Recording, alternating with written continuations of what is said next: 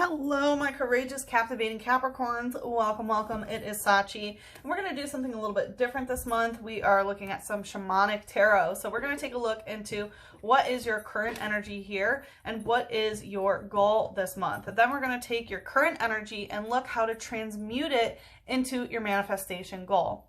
Just a friendly reminder, the top 2 videos with the most likes will get a bonus reading later this month. All right, Capricorn, let's see what is your current energy here. We have volcano volatility in reverse. So it looks like you are trying not to explode about something right now. You're really trying to control yourself, control the way, oh, okay, if you see the way the camera is going, yeah, it looks like it was about to drop. So I feel like there's something that could definitely, you know, come crashing down, and it feels like you're trying to really control the way that your fire is responding to this. Controlling one's anger is also, you know, something that's going on here. So I feel like you're trying to maintain your composure. Let's see, tell me more about this.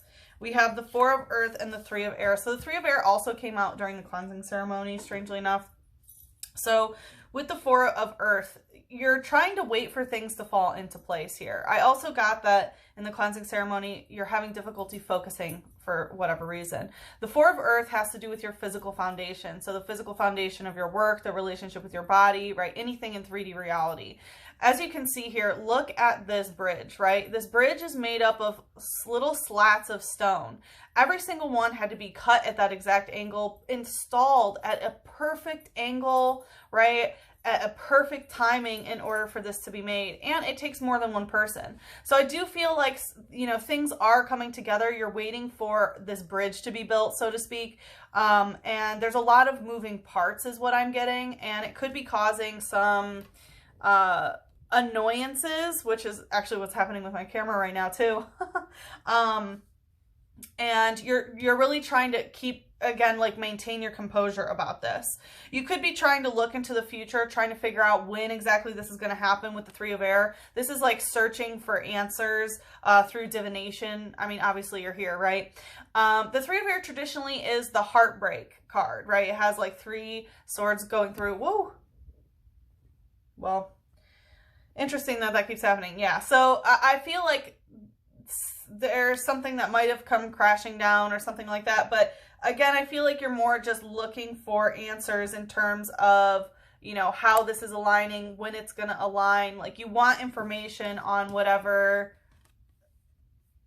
bridging this gap is. Let's see, what's the light energy here? We have trainer using Ultra Ball. So trainer indicates somebody else's energy, right? Wow, I'm so sorry, Capricorn, this is happening. But, okay, so trainer indicates somebody else's energy, right?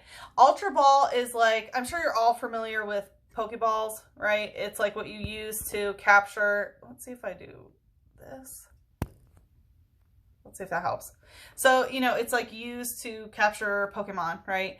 An Ultra Ball is like 2 levels up. Like above a Pokeball is a Great Ball, which gives you like an increased chance to catch what you're trying to catch. An Ultra Ball is like the best ball that you can have, other than a Master Ball. But a Master Ball it has a 100% success rate, so there's no free will involved. But when it comes to making your own choices, it does look like someone is really trying really hard to catch you or to get you. Like it feels like they're giving the most possible effort that they can, is what I'm hearing. Let's see, what's the shadow here? The shadow, we have Scraggy using Shed Skin. So this is a dark type energy coming out in the shadow. So we do see, you know, your shadow showing up in the shadow, basically. We have Scraggy using Shed Skin. So, you know, this shedding skin, right? It's very scorpionic. It's the, or Ophiuchian. It's the ability to, you know, shed your skin of the situation. So I'm getting that you're trying to maintain your composure and sort of get over whatever happened. Again, it could have been a heartbreak or something like that. You're waiting for things to align, you know, again, to sort of bridge the gap here. We have a full moon here, and I'm getting to pull full moon card now, actually. Nothing will come of this situation in reverse. So it feels like you know that something is going to happen. Again, like it's not a nothing sort of situation. You know someone is trying very hard in order to get whatever this thing is done. It says it immediately headbutts anyone that makes eye contact with it. Its skull is massively thick. So I feel like there could be some headbutting with whoever this person is. Again, it's like they're trying really hard, but maybe it's just not good enough. It seems like you're still butting heads. Again, this is your shadow. It's dark energy. So yeah, you are butting heads with someone, possibly someone that you're building with or someone that you share a physical foundation with. It's talking about the skull being massively thick. So I do feel like, you know, there is some hard-headedness involved, perhaps on both ends. I mean, you are a goat, right? And goats, they do, you know, they bump heads and stuff like that. More so Aries does that, right? That's how they sort of show their superiority. But let's see what your goal is, Capricorn. We have meadow, vulnerability, in reverse. So you do not want to be vulnerable in this situation. You want to definitely come out as the winner. You know, whatever this argument is, it's like you don't want to show your weak side, and I feel like that's also why you're trying not to explode here, why you don't want to be volatile in any sort of situation, because that would be a sign of weakness is what I'm hearing. So you don't want to show any signs of that. Let's see, tell us more. We have 1 of water. Yeah, you don't want to show your emotions. I'm also getting with the 2 of air in reverse. You're not really interested in going back and forth about it. Again, I feel like an unwillingness to talk about one's emotions. And I will also say that, you know, Venus is on this cup and it's in reverse, and right now we're in Venus retrograde. So that could really be influencing you. On the tropical algorithm, it's happening in Capricorn. On the sidereal algorithm, true sidereal, if you look at the sky, it's in Sagittarius. But it's still influencing Capricornian energy. We have Mercury, that's in Capricorn, that's going to be retrograding quite soon. But anyway, so yeah, I feel like there's this vulnerability of like, no, I'm not really interested in talking about my emotions, right? Even though this is the 1 of water, we have the sword in it, and swords represent communication. So it's like, nah, I don't want to be vulnerable in that way. We have the path in reverse, but even though you don't want to be vulnerable, you also don't want to be alone in this. You know, the path, when it's upright, this is hermit energy. Virgo energy, which is like, you know, going on a solitary path alone, you know, going on this adventure, going into the darkness by yourself, sort of, you know, soul searching. And it's in reverse. So you're like, no, I don't want to be alone, but I also don't want to talk about my emotions and be vulnerable. Let's see, what's the light energy here? We have hoot hoot, proclaim the night, in reverse. So yeah, you don't want to proclaim the night. You don't want to proclaim what your shadow is about. There could be a specific night that you're talking about that you're not really interested in communicating about. We do have the tower here in the background, which can indicate that there, you know, either was a tower moment or is a tower moment that's going to come, and it's like you don't really want to talk about that. It says it always stands on 1 foot. It changes feet so fast, the movement can rarely be seen. So I feel like, you know, it's standing on 1 foot. So there's a little bit of instability in some sort of way, right? You want to be standing on both feet. That way the masculine and feminine energy is balanced here. But it looks like it's not really, because you want to just rely on, you know, 1 foot, so to speak. And again, I feel like it's because you don't necessarily want to show your cards. Okay, we have a lot coming out about this other person. So trainer indicates the other person, right? So we have energy switch. So it looks like in the shadow, there is a change of heart by this other person. It could be one of your fears that maybe they're going to change their energy. With dual ball here, like I feel like your goal is that they have a change of heart. You want them to change their heart about the situation, but you don't want to be vulnerable and speak your emotions in order for them to change how their heart is reacting to the situation.